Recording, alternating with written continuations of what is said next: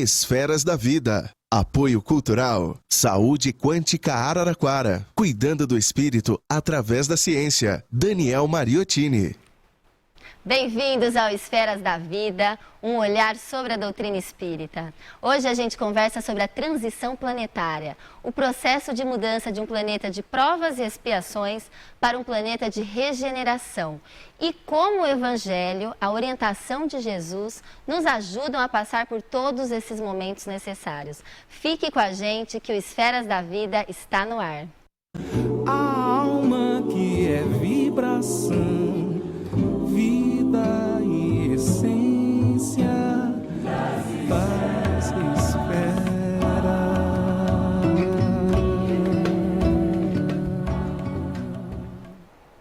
De acordo com o espírito Joana de Ângeles, na mensagem A Grande Transição, opera-se no planeta Terra a grande transição anunciada pelas Escrituras e confirmada pelo Espiritismo.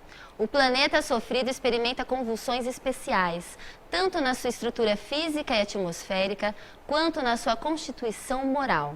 E é sobre isso que conversaremos hoje com Arthur Valadares e Haroldo Dutra Dias, que estão já aqui conosco no estúdio, e eu estou muitíssimo feliz. Eu não tenho como falar que eu não estou, né? Sempre estou feliz com todos os convidados que recebemos, mas pra gente, Haroldo e Arthur, meu parceiro aqui do Esferas, é uma honra tê-lo com a gente hoje. Ô, Priscila, a alegria está compartilhada, viu? Para nós também é uma imensa honra e alegria. Muito bom. E o Haroldo é juiz de direito do Tribunal de Justiça de Minas Gerais, escritor, tradutor e conferencista espírita brasileiro. Passar um pouquinho do seu currículo, tem muito mais, viu, pessoal? Mas ele não quis que a gente passasse todo o currículo dele. E o Arthur aqui com a gente, também expositor espírita, né? Um dos fundadores e coordenadores do Núcleo de Estudo e Pesquisa do Evangelho, Paulo de Tarso, NEP. Seja bem-vindo mais uma vez, Arthur. Para mim é uma alegria estar de volta nesse programa tão querido e com os amigos que nos acompanham. Que Jesus nos inspire sempre. Com certeza. E muito já se fala, né, há muito tempo, sobre a transição planetária. E o que seria essa grande transformação? Começar? Por favor, Haroldo, a palavra é sua e do Arthur também, viu, Arthur? Assim, é um processo natural. Basta a gente observar a natureza. Começa na semente, floresce, a planta amadurece, começa a dar folhas, flores, e aí vem a época dos frutos e da colheita. E como tudo no universo segue uma lei de unidade, o planeta também é o mesmo processo. Ele veio amadurecendo, primeiro tecnicamente, o homem foi aprendendo a dominar técnicas para conviver com as forças da natureza. Depois ele foi aprendendo a se organizar em comunidades e então foi desenvolvendo o intelecto, aperfeiçoando até mesmo através das guerras, até que chega um momento que o ser humano começa a experimentar uma necessidade de crescimento interior.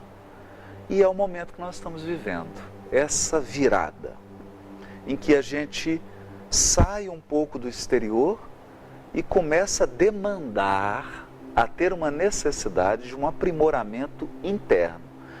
E aí quando a gente se volta para dentro, encontra um mundo de emoções, um mundo a ser desbravado, como nós encontramos no passado, quando estávamos nas cavernas, encontramos uma natureza inexplorada. Então a transição é isso, é encontrar essa natureza emocional, interna, interior, que precisa ser explorada, conhecida e convivida. Correto. Como o Haroldo afirmou, né, trazendo aí para nós essa ideia das leis divinas, da unidade que marca todo o universo, uma dessas leis fundamentais é justamente a lei de progresso, que vale tanto para os indivíduos, em particular, como para os planetas também. Então o Espiritismo vai nos dizer que os planetas, e entendamos por planetas aí, o conjunto da coletividade dos seres que habitam esse planeta, passam também por um processo, ou por várias etapas nesse processo de evolução e de progresso. E nós estamos agora chegando num desses marcos de transição, deixando uma condição que o Espiritismo denomina de mundo de provas e expiações, que é caracterizado por espíritos ainda rebeldes perante a lei divina, que ainda não se conhecem profundamente o seu mundo interior, todos os potenciais que trazem, e começa, enfim, a adentrar nessa nova era que poderíamos dizer seria uma era do espírito, em que os indivíduos e as coletividades terrestres tomarão consciência da realidade espiritual, do que são, de onde vêm, para onde vão. Então será a era do espírito, que o espiritismo vai denominar aí mundo de regeneração, preparando as novas condições do futuro, mundos ditosos e enfim. Então basicamente é isso que agora vivemos, né? Não é um processo assim abrupto, como tudo que acontece na natureza, um processo gradual, como a transição entre as estações, só que num período maior ainda, e que vai ser marcado aí por esse processo de digamos assim, inquietude, inquietação, porque o antigo modelo já não mais satisfaz, e também essa característica de busca por algo novo. Busca essa que não será mais tanto exterior, mas agora interior, buscando essa conexão mais profunda com o divino e com a lei divina. Como o Arthur falou, nós estamos na era do espírito. Então, logo a gente precisa nos enxergar como espíritos em processo de evolução. Como nos enxergar como espíritos, já que vivemos a exaustão o materialismo? Como realmente nos perceber espírito?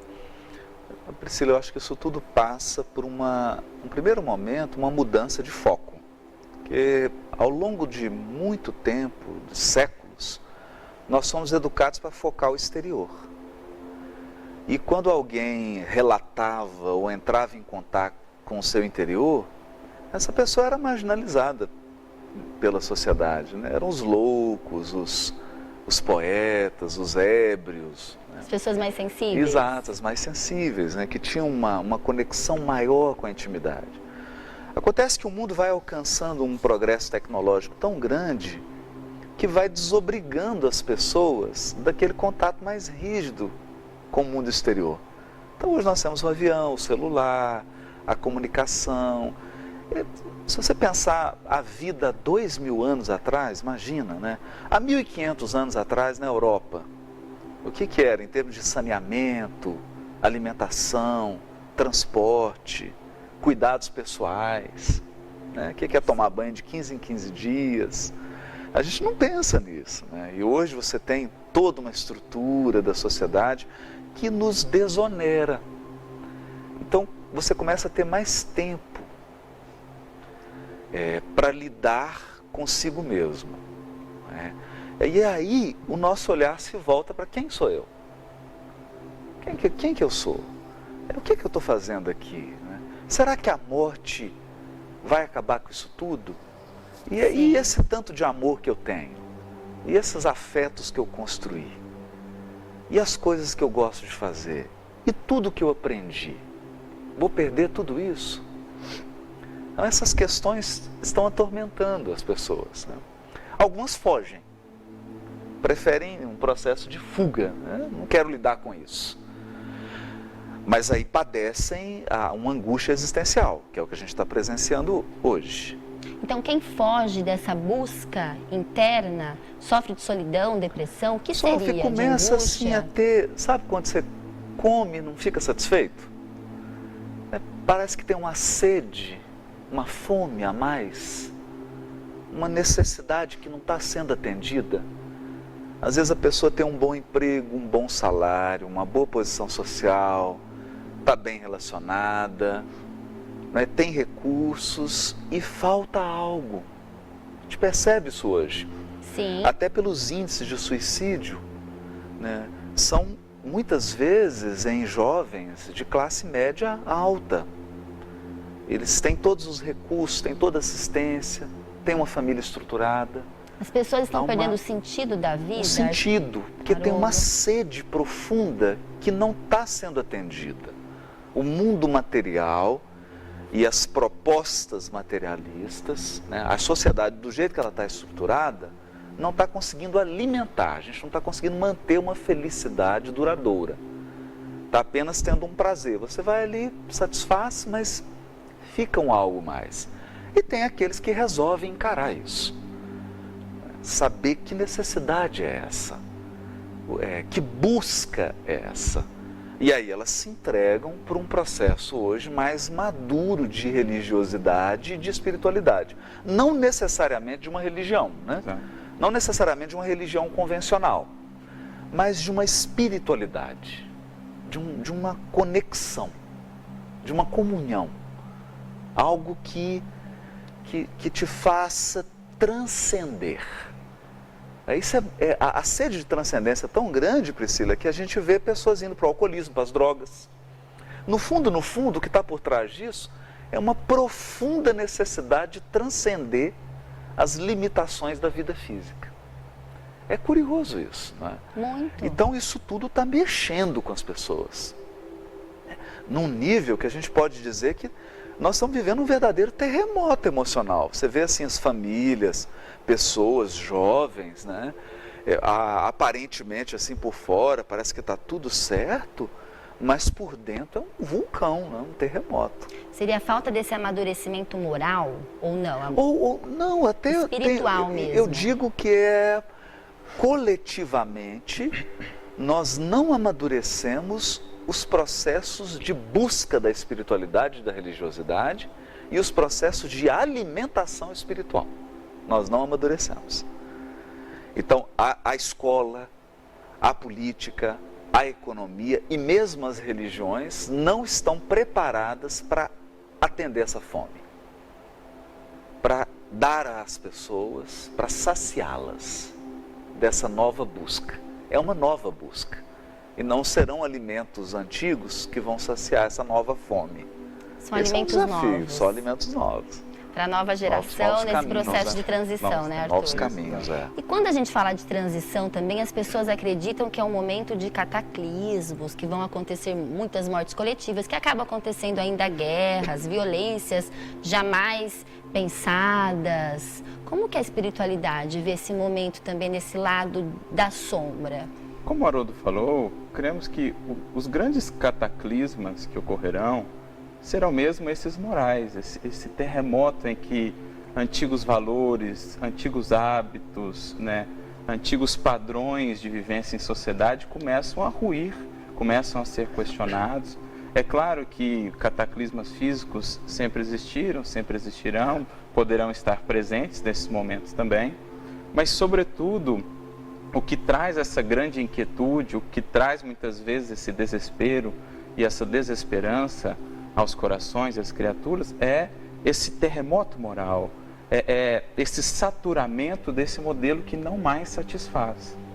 É as criaturas percebendo que, embora tendo tudo no aspecto exterior, aquilo não mais as satisfaz.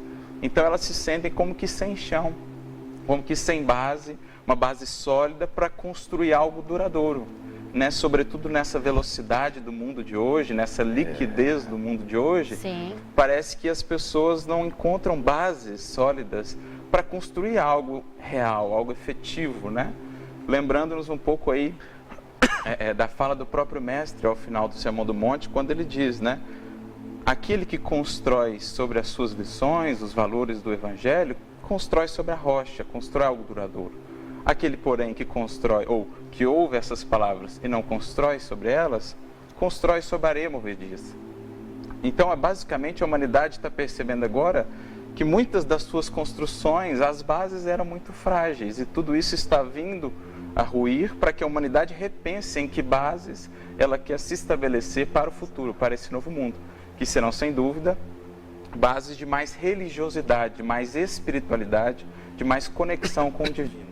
Eu me recordo do Santo Agostinho, quando ele fala no Confissões, inquieto está o nosso coração enquanto não repousar em ti, se referindo a Deus, ao Criador. Ou seja, o coração humano, ele tem essa sede, ele tem essa inquietude, essa vontade por se conectar com o que ele é, com a essência do divino, com o seu futuro, com o seu destino. E é mais ou menos isso que, em termos mais globais, mais coletivos, começamos a passar agora. Daí essa crise de sentido, de valores e tudo mais, né? Entendi. As pessoas sentirão diferentemente esse momento, de acordo com o seu grau evolutivo ou não? Porque existe a história da tal da dor evolução. Tem as pessoas que percebem mais, sofrem mais ou não? O que seria? Assim, em tudo, né, Priscila, a gente precisa considerar os graus evolutivos, né?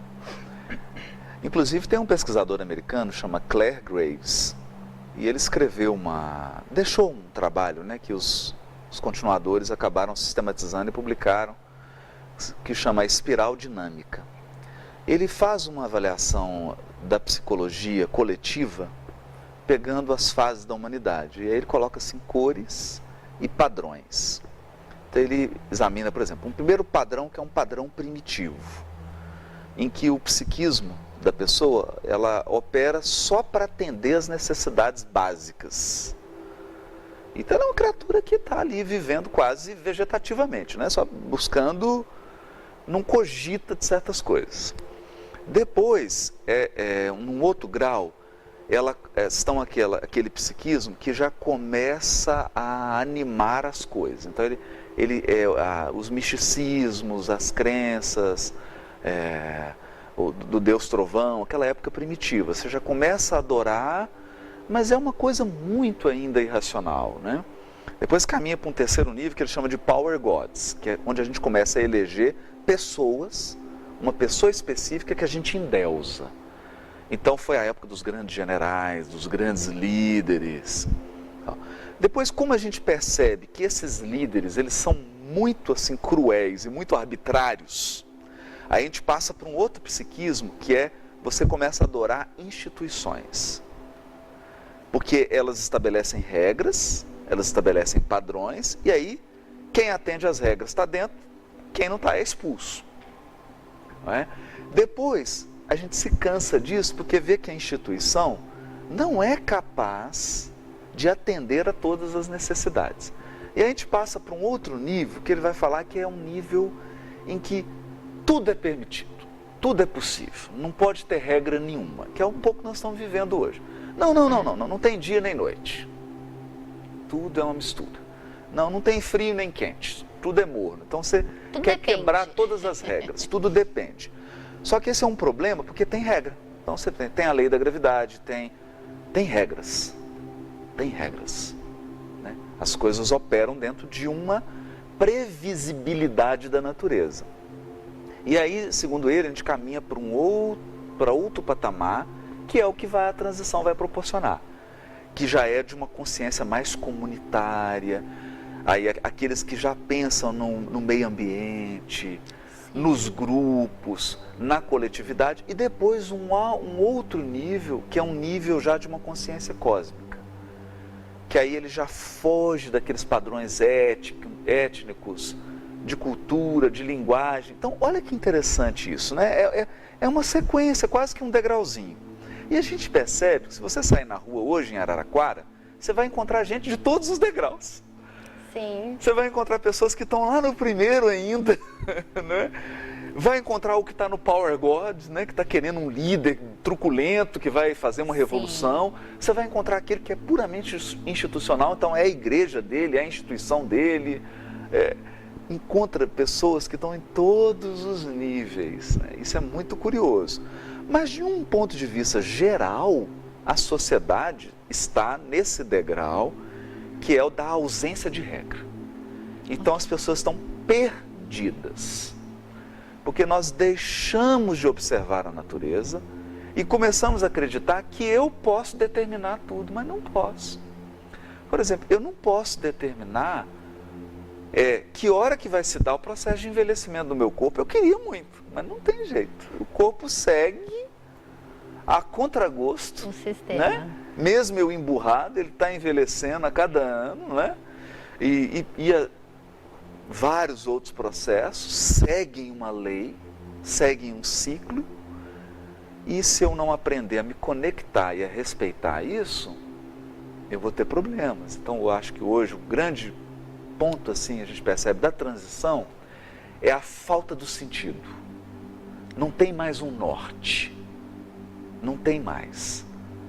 As pessoas estão inseguras. Em que acreditar? Eu vou confiar em quê? Eu vou confiar em quem? Tem alguma lei? Será que vale a pena ser bom? Não, é essa grande crise hoje, né? Você vai responder pra gente no próximo bloco. Vocês viram as perguntas do Haroldo, os questionamentos que a gente vai fazer pra ele. Vai nos ajudar aqui a dar um pouco mais de sentido. Mais pergunta do que... A gente vai pro nosso momento Chico Xavier e a gente já volta com mais Esferas da Vida.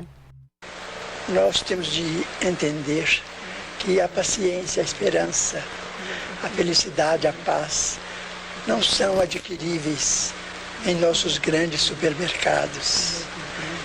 São luzes do coração que nós só podemos obter, creio eu, e creio com certeza, através da fé religiosa.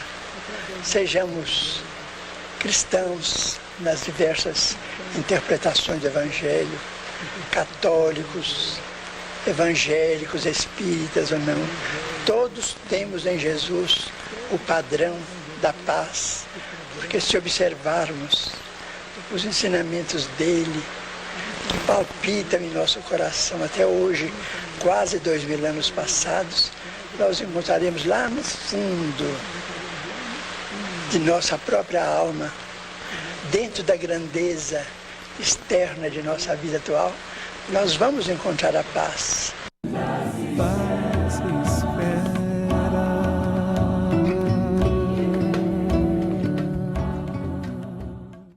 A Morada do Sol Corretora de Seguros é a proteção ao alcance de sua família. Desde 1979 no mercado, é sinônimo de tradição e inovação com a melhor qualidade para você. Opera em todas as modalidades de seguro com excelência. Seguro de vida, de automóveis, saúde, residencial, empresarial e consórcios. Proteção é o que define a Morada do Sol Corretora de Seguros.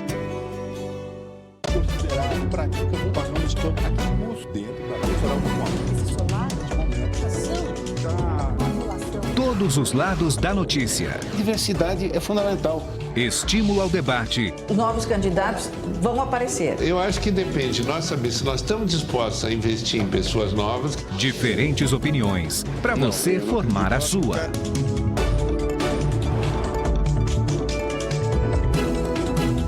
Jornal da Cultura. Apresentação de Joyce Ribeiro. Interatividade, integração e credibilidade.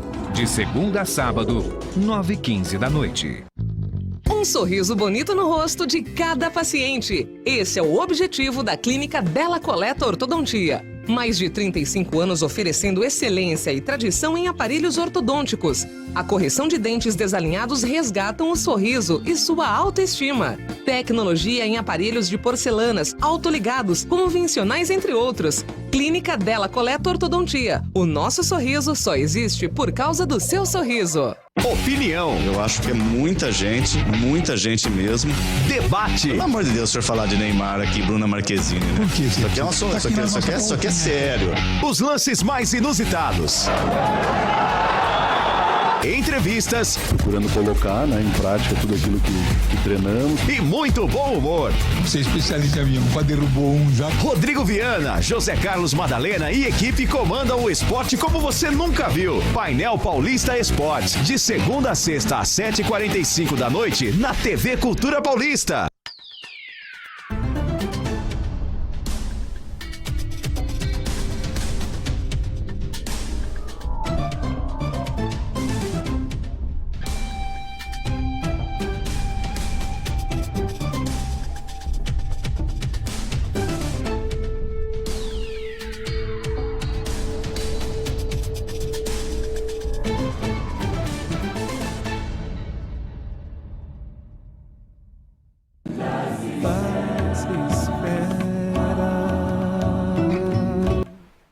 De volta ao Esferas da Vida e hoje a gente recebe Haroldo Dutra Dias e Arthur Valadares. Conversamos sobre a transição planetária, principalmente sobre a transformação moral.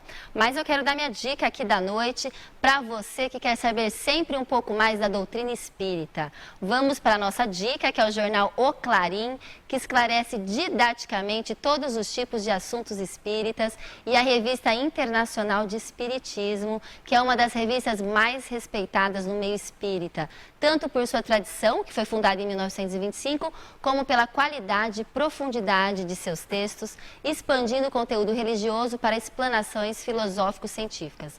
Jornal O Clarim e Revista Internacional de Espiritismo. Entrem no site www.oclarim.com.br, televendas 3382-1066, o WhatsApp da editora é 16 99270-6575. Entrem no site e assinem, eu tenho certeza que vocês vão gostar. E hoje eu mando meu abraço para o seu Aparecido de Matão, um super abraço aí para você, seu Aparecido. E a gente volta aqui para conversar sobre essa transição planetária e principalmente vamos já falar da transformação moral, porque eu acho que a transformação moral que é o mais importante, né? Vem de dentro mesmo, né, Haroldo? Sim, sim. E o que seria essa sociedade do mundo de regeneração? Quem seriam essas pessoas? Tem uma música do Lulu Santos que ele diz assim, né? Ele fala na visão dele, né? Gente fina, elegante, sincera, com habilidade para dizer mais sim do que não. A gente só acrescentaria a elegância no conceito do Kardec, que é a elegância moral. Né? Que é aquela sensibilidade com o sentimento do outro, sensibilidade com as relações, o cuidado consigo mesmo, o cuidado com as próprias emoções, cuidado com a sua própria essência, para que você se permita ser você e ser o melhor de você, a sua melhor versão, né? Um cuidado para que você realize o que você veio fazer aqui, né? Que você não deixe essa oportunidade perdida. Então, esse novo mundo é de pessoas assim. O que no fundo a gente vai perceber é que são pessoas mais leves.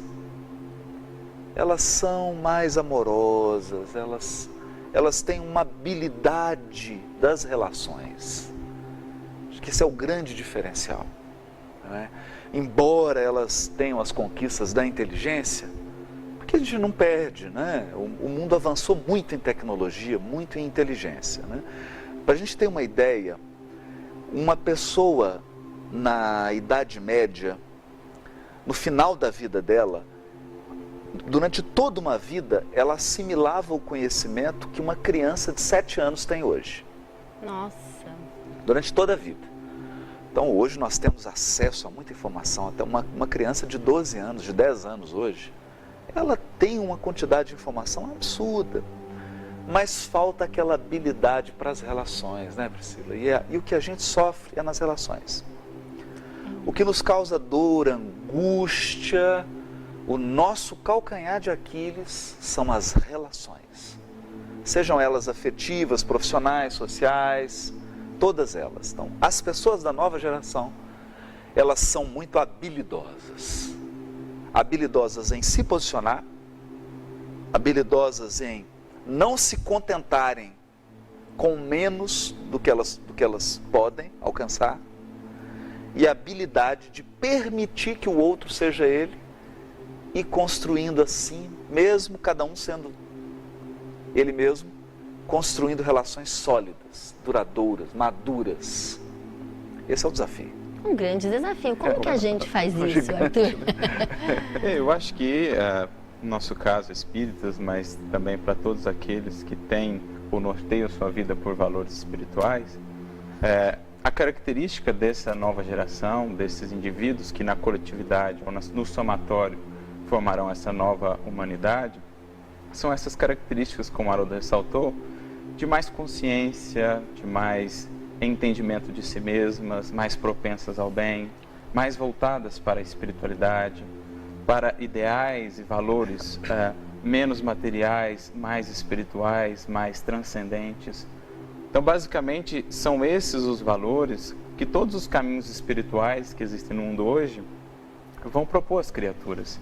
E é justamente esse o marco dessa transição. As criaturas começarão a adentrar, de fato, esses caminhos, na senda do progresso, conhecendo-se a si mesmas, abrindo-se mais para a experiência do amor, da fraternidade, uma integração maior com o próprio planeta, com a natureza, com os outros seres, com os outros reinos.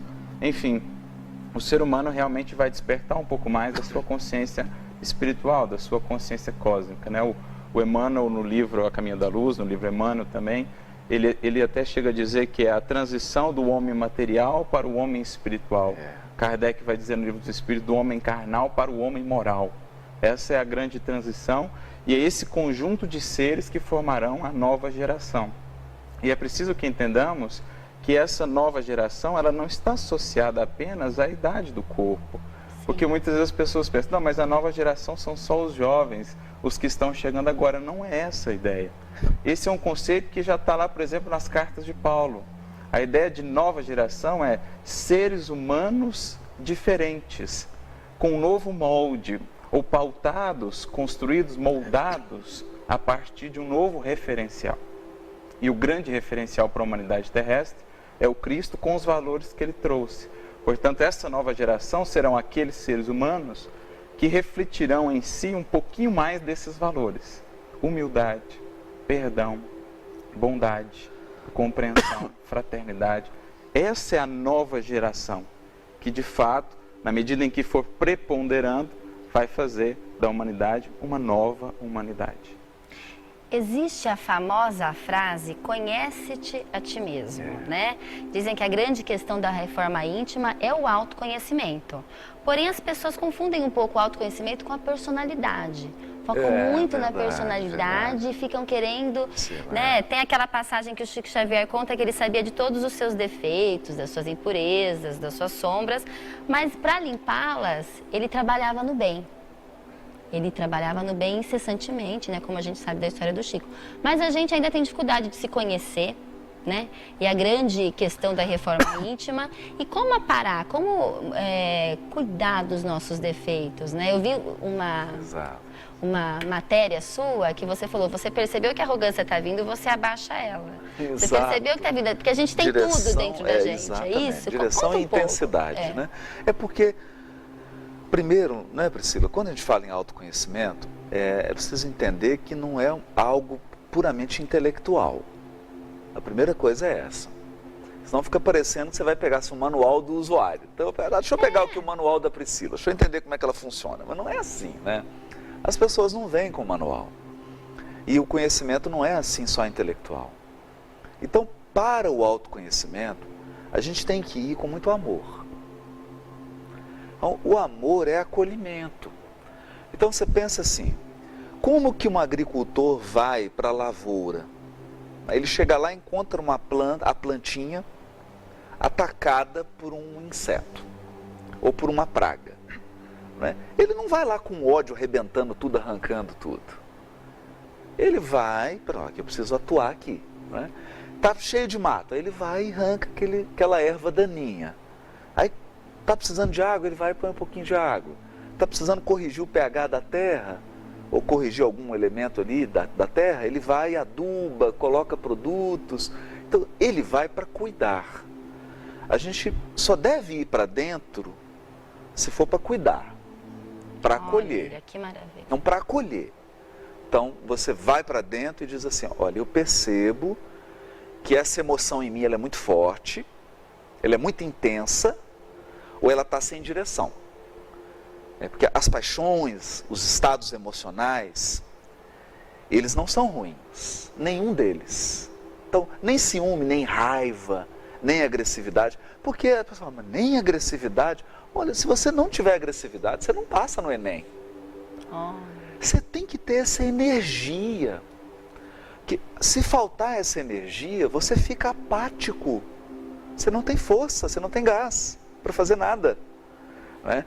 Então, a questão é entender que quando algo não está desconfortável, para mim ou para quem convive comigo, né? Porque às vezes você fala, para mim está tudo bem, todo mundo em volta chorando, pelo amor de Deus, ninguém aguenta conviver com essa pessoa. Então, quando está acontecendo isso, a gente tem que olhar assim, tem que mexer no volume. Ou está pouco, ou está muito. Intensidade. Quer dizer, aquele estado emocional está precisando de um ajuste na intensidade, no colorido, ou então na direção. Quer dizer, ao invés de você utilizar essa força, o ímpeto que você tem para realizar seus projetos, para concretizar seus sonhos, para fazer as coisas que você quer fazer, e você fica voltando contra as pessoas, criticando, agredindo, quer dizer, aí a direção está errada. Então, tem que a energia está boa, mas então tem que cuidar, é uma bússola e um motor. A bússola dá a direção. Será que você está aplicando os seus potenciais ou as suas características na direção correta, na direção do melhor para quem convive com você e para você mesmo? E será que a intensidade está adequada? Porque a sociedade hoje ela tem um conceito assim, é tudo na intensidade máxima. Não. Se você lida com o cristal na máxima intensidade, você quebra tudo. Então nem sempre a intensidade máxima é a melhor resposta. Então a gente está perdendo, por exemplo, características que são a leveza, a sensibilidade, a delicadeza. A delicadeza. Às vezes você tem que ser delicado. Você tem que ser uma brisa, aí você chega o furacão. E às vezes quando você tem que ser furacão, você chega uma brisa. Então, direção e intensidade. Se a gente consegue ir para dentro, com esse sentimento de acolhimento, eu começo a olhar para mim, acolhendo o que não está legal e tratando isso que não está legal como um agricultor. Como um agricultor, como alguém que vai cuidar para que produza fruto. Se eu faço isso comigo, Priscila, eu consigo fazer com o outro. Porque aí eu olho para o Arthur, eu olho para você e falo, gente, a Priscila tem essa característica, mas poxa, eu tenho essa minha. Com mais compaixão. Então deixa eu ter compaixão. Deixa eu, poxa vida, vamos respeitá-la. Porque a gente acaba fazendo o contrário, certo, Haroldo? A gente tem mais facilidade de enxergar os defeitos das pessoas do que enxergar os nossos. Só que aí é um falso. Olha que interessante que é isso. Porque tem uma lei divina, que é psicológica, que é com a medida que eu meço, eu sou medido. Então, a medida que eu aplico no outro, eu inconscientemente estou aplicando em mim. Olha. Então, a pessoa que é extremamente exigente com o outro, ela é tão perfeccionista que ela vive um tormento. Ela nunca está satisfeita. Ela nunca está satisfeita. Ela pode fazer algo, está maravilhoso, e ela não consegue celebrar. Olha que interessante isso. Ela conquista, mas não é capaz de gozar, de celebrar, de ficar feliz. Quando você vai na raiz, você percebe que ela é extremamente exigente com o outro. Então, é uma via de mão dupla. Por isso que eu tenho que ir para dentro de mim com um sentimento de amor, de acolhimento, com sentimento, mas não com frouxidão também, né? Com um educador, alguém que vai para educar, para corrigir, para direcionar. Né? Se está precisando, você poda. É esse cuidado, é esse cuidado. E olha, a árvore que não é podada, fica horrível. Pode pegar uma plantinha aí na rua mesmo.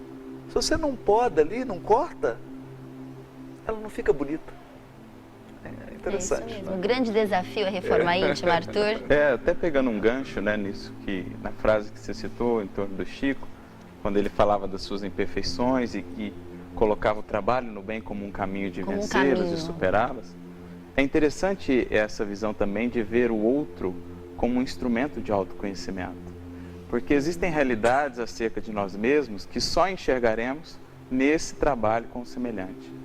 Nesse processo de convivência com o semelhante, em que ele vai ser o espelho onde poderei de fato me ver.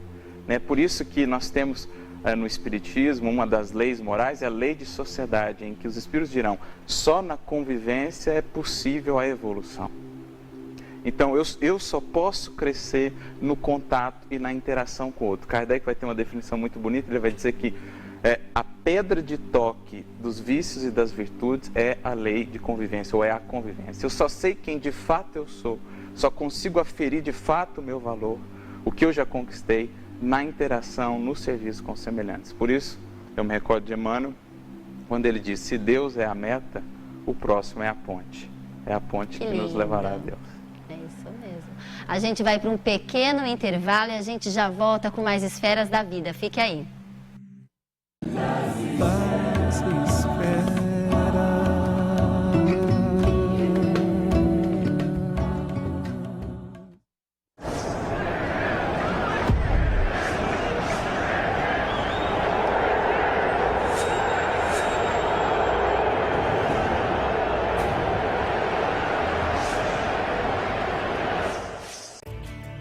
Dicas Conexão Saúde.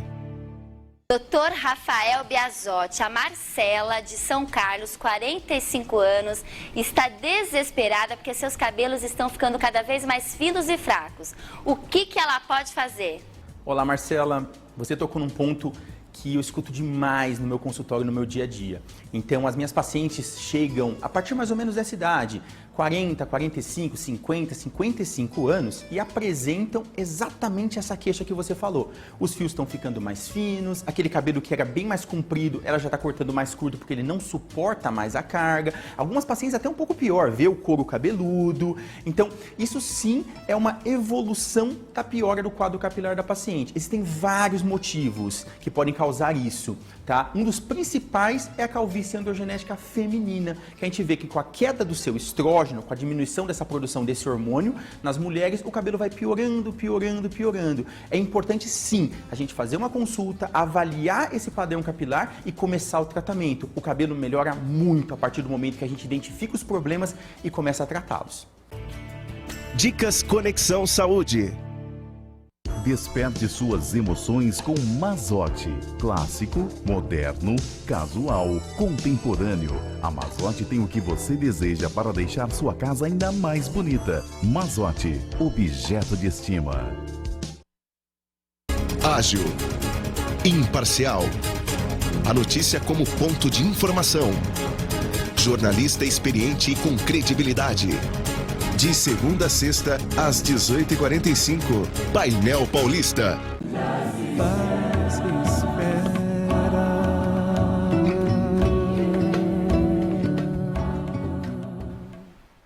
De volta ao Esferas da Vida e hoje a gente está com Haroldo Dutra Dias e Arthur Valadares conversando sobre reforma íntima, transformação moral, e eles estão aqui nos ajudando a dar um rumo para a nossa vida, um sentido. Para a nossa. Para todas as vidas. E a gente falou de energia, do poder do pensamento, eu queria falar um pouquinho, né? O nosso pensamento cria vida. Fala um pouquinho pra gente da importância de pensarmos positivamente. Esse tema é muito vasto, né, Priscila? O Emmanuel escreveu o livro Pensamento e Vida, ditou para o Chico Xavier, e é um livro que nos desafia. E a primeira coisa que a gente pensa é assim, eu vou pensar positivo e as coisas vão acontecer. Mas não é tão simples assim, né? O que está implícito nesse livro é que a realidade ela é tão grande, ela é tão rica, que a gente, para acessar a realidade, você faz uns cortezinhos. Então você faz o que o editor está fazendo aqui. Ele seleciona cenas. Nós também. Então, as coisas vão acontecendo na nossa vida numa velocidade tão grande, mas você escolhe o que você vai lembrar. Olha. Então, no fundo, nós somos um grande editor de um programa que está colecionando as cenas que a gente quis guardar. Então, por exemplo, você percebe alguém, numa terapia, por exemplo, ele tinha um trauma. Quando ele era criança, ele estava dirigindo, o pai estava dirigindo com ele, e aí uma pedra veio no retrovisor, no vidro da frente do carro, quebrou. E ele guardava aquele sentimento de angústia, de medo, o rosto de pavor do pai, ele estava no banco da frente com o cinto, e aquele sentimento de insegurança marcou a vida dele toda. E aí ele foi fazer um tratamento e o terapeuta pediu assim para ele: ok, eu quero que você volte 15 minutos antes da pedra atingir o vidro. Então ele entrou lá, né, num relaxamento, voltou 15 minutos antes. 15 minutos antes, o pai estava colocando o cinto nele, colocando um suco do ladinho dele, deu um beijo no rosto dele. Então, toda a cena era de acolhimento e de cuidado. Sim. 15 minutos antes. Só que ele preferiu guardar a cena da pedra. Então, se você pegar o filme da vida dele, meia hora, ele escolheu guardar 15 minutos. por quê? Por que a gente escolhe fazer esses cortes? Por que você escolhe montar um roteiro e contar a sua história numa versão? A versão da vítima, a versão do abandonado, a versão do ofendido, a versão do coitado. Por que a gente monta uma história e aquela história vira a nossa história de estimação? Então, nesse sentido, a história que você conta sobre quem você é e sobre o que é a sua vida, qual foi a sua vida, vai determinar o seu futuro. Porque dependendo do script que você está escrevendo, é claro, é igual novela, a gente já sabe o final. Você vai fazer as coisas acontecerem naquele script, porque é o que você está contando. Então, quando você muda o padrão mental, quando você altera o pensamento, quando você ressignifica, reinterpreta e resolve passar essa história limpo, você mudou. É por isso que a gente tinha lá João Batista, antes de Jesus, tem João Batista, dizendo assim, muda sua mente, porque lá está traduzido, arrependei-vos, mas não é arrependimento lá. A palavra lá é metanoia. Metanoia é mudança de mente. Então, o que o João Batista estava fazendo com as pessoas é, ei, muda sua mente, porque Jesus está chegando. Olha que maravilha. Reinterpreta. Vamos reinterpretar tudo. Vamos revisar tudo. Pega esse roteiro aqui, o programa vai ser outro. O programa agora é Esferas da Vida.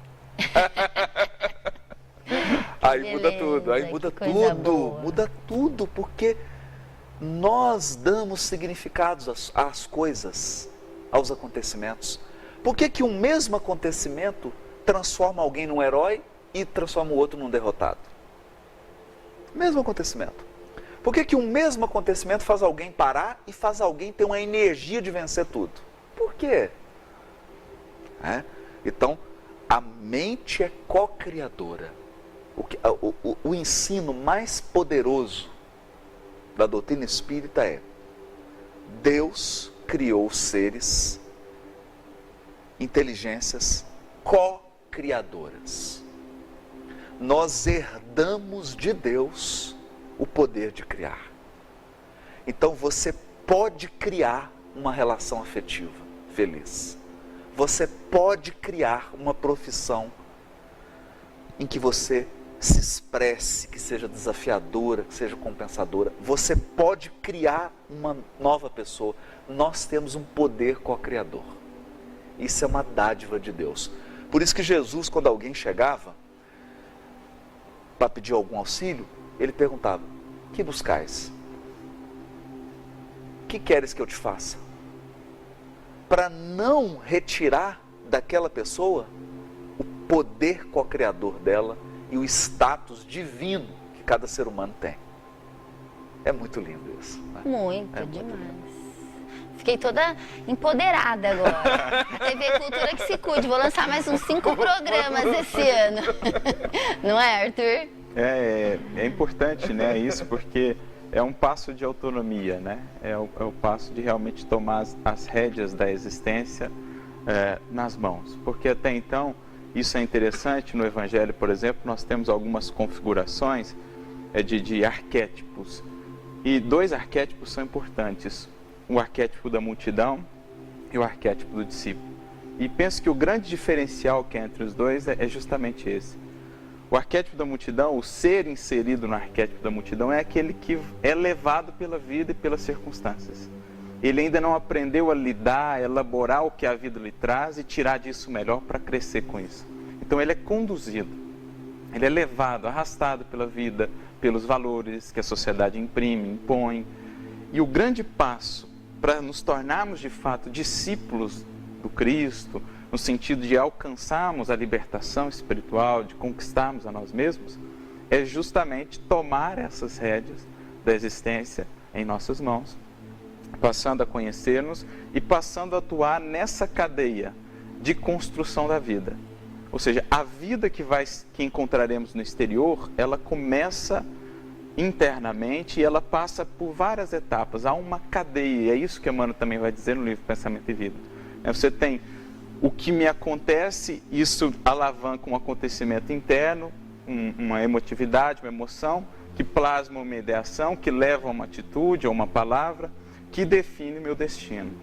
Então, a partir do momento que eu passo a atuar nessa cadeia, renovando lá na fonte, mudando a fonte dessa cadeia, eu passo a poder atuar no meu futuro, na construção do futuro. Né? Inclusive, né, lembrando, o Arthur estava falando aqui, eu me lembrei da história da Joana de Cusa, que está no livro Boa Nova. A Joana de Cusa procura Jesus um problema no casamento. Básico. Uma mulher Ninguém tem esse problema. Para falar mal do marido. Ai, meu senhor, meu marido trabalha lá para o César, está difícil demais. Esse homem não tem religiosidade nenhuma. E como é que ela está vivendo uma angústia na relação afetiva, na família, ali no interior do lar. E aí Jesus tem uma conversa com ela que não é assim, então vamos mudar lá a situação externa. Não. Ele não toca na situação que ela estava vivendo. Ele trabalha ela. Então ele a fortalece nesse sentido de olhar diferente, de entender que ela muda. E ela passa a acompanhar, tanto que ela está presente em momentos muito significativos de Jesus, inclusive na crucificação. Ela é uma das Marias lá, né, da crucificação. Tempos depois, olha a cena. Não sei onde foi parar o marido dela. O fato é que ela está amarrada para ser devorada e o filho também. E aí o filho amarrado, você imagina a cena, né? O filho vira assim, mãe, pelo amor de Deus, nega o Cristo, nega pra gente ser libertado, achar fora daqui, pelo né? amor de Hashtag fui, né? E aí ela consola o filho, e aí um soldado chega e diz para ela assim, o teu Cristo só te ensinou a sofrer? Essa frase é forte. Muito. Olha isso. Olha para a cena. Tudo externamente a levava a crer na perspectiva do sofrimento irremediável. Só que aí agora a gente tem uma Joana de Cusa no outro nível. Ela vira para ele e fala assim, não, ele também me ensinou a te amar. Então é isso, né? Aí nós estamos dando um exemplo bem extremo, né? Bem coisa, mas que mostra pensamento e vida. Quando eu altero esses padrões daqui, né? E daqui, a vida começa a responder ao meu interior. Isso é importante que o Haroldo falou, né? Entendemos que pensamento não é só ideação. Pensamento, no entendimento de Emmanuel, é o conjunto, sentimento e ideia, ou seja, renovando-se esse conjunto, a começar pelo sentimento do amor, da renúncia, renovando ou purificando a fonte, eu modifico todo o rio adiante, ajusante, né? Então, para purificar o rio da nossa existência, não adianta eu atuar distante da fonte, muitas vezes onde a água está contaminada, eu preciso ir direto à fonte, e a fonte é o sentimento renovado à luz do Evangelho, à luz do amor, que vai mudando pensamentos, hábitos e toda a vida, por conseguinte. Para a gente finalizar, como que vocês enxergam a perspectiva do Espiritismo? A evolução, não sei como a gente poderia falar do Espiritismo, Haroldo. Bom, Priscila, o próprio Kardec, né, assim, para ser rápido e direto, Kardec diz assim, olha, até aqui nós nos tornamos especialistas no princípio material. Então você tem biologia, química, física, botânica, etc, etc, etc, etc. Ou seja, nós dividimos tudo quanto é compartimento para estudar o elemento material. E o elemento espiritual? Nós não temos uma ciência para estudar o elemento espiritual? E as relações desse elemento espiritual com o elemento material? O Espiritismo é essa ciência, é essa resposta. É essa busca de olhar para a natureza para para o lado do elemento espiritual. Nesse sentido, o espiritismo compreendido nesse sentido, dirá Kardec, ele sempre esteve na natureza. Porque ele não está num livro, ele não está num movimento religioso, ele está na natureza. Da mesma maneira que o átomo está aqui na natureza, o elemento espiritual também. Então ele fala, o espiritismo está na natureza. Aí ele tem uma outra frase, o espiritismo está em todas as civilizações, em todas as culturas. Por quê? Porque todas as civilizações do planeta Terra trataram a seu modo, do seu jeito, de uma espiritualidade. Então está em todas as civilizações. E o futuro? O futuro é infinito. Porque tal qual o estudo e a compreensão da matéria, a compreensão do elemento espiritual é para sempre. Nós sempre seremos alunos. Nós sempre vamos aprender sobre o mundo espiritual, sobre os espíritos e sobre a relação deles com o mundo material. Estaremos num constante processo de aprendizado. Cresce conforme a nossa evolução. Como a nossa evolução. Agora, o que é o aprendizado? Eu vou juntando os bloquinhos e vou seguindo. O que eu aprendo hoje não desfaz o que eu aprendi ontem. Eu só agrego. Eu gosto de uma analogia interessante, no físico até o Marcelo Gleiser.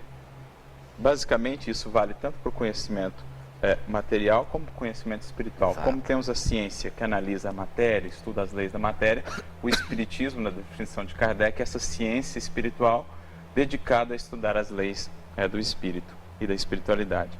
Pois bem, ele faz uma analogia interessante com a questão do conhecimento. Ele vai dizer que o nosso conhecimento é uma ilha, como se fosse uma ilha, que está em contato com o oceano do desconhecido.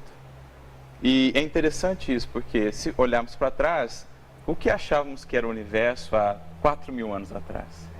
Era só o meu cantinho de terra ali, nada mais. Então, olha como isso foi mudando com o advento da ciência, o desenvolvimento e tudo mais. Olha o que a gente já consegue divisar hoje, com o Hubble, com o James Webb, que está por vir aí, enfim. Então, essa ilha de conhecimento, isso vale também para o mundo espiritual, vai crescendo. Só que ao mesmo tempo que ela cresce, o perímetro de contato dela com o oceano do desconhecido cresce também. É mais ou menos isso que o Haroldo falou. Ou seja, o Espiritismo nos trouxe muitas coisas e ele segue sendo essa ferramenta para nos trazer muito mais. Para avançar. Porque o que nos separa do infinito, do Criador, é o infinito. Então, ele segue sendo essa ferramenta que vai nos ajudando a percorrer essa jornada. Muitíssimo Hashtag bem. é para sempre. É para todo sempre. E eu queria agradecer de todo o meu coração, aqui em nome da TV Cultura Paulista. Haroldo, muito obrigada por ter vindo até aqui, nos participar do Esferas da Vida. É uma grande honra. Agradeço novamente meu querido Arthur Valadares, sempre aqui com a gente. Sempre uma alegria. E a gente fica por aqui até terça-feira que vem, às 10h30 da noite, ao vivo. Até mais. Seus impulsos embrionários, mas só encontra os vermes funcionários no seu trabalho infame. Esferas da Vida. Apoio Cultural. Saúde Quântica Araraquara. Cuidando do espírito através da ciência. Daniel Mariottini.